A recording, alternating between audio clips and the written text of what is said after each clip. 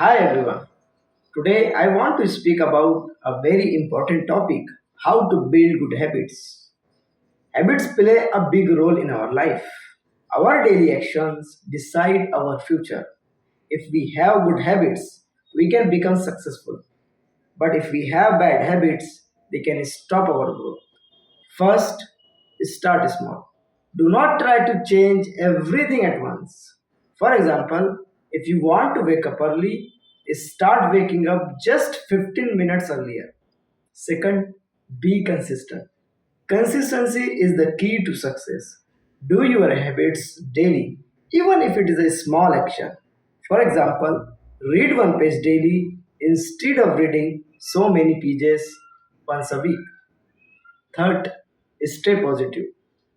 Sometimes you may fail or miss a day. Don't feel bad. Start again. Remember, failure is the part of learning. Fourth, choose good environment. Stay with people who have good habits. They will motivate you. Also, keep your surroundings clean and organized.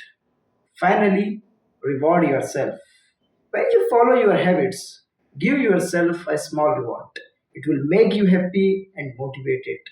In conclusion, building good habit is not difficult.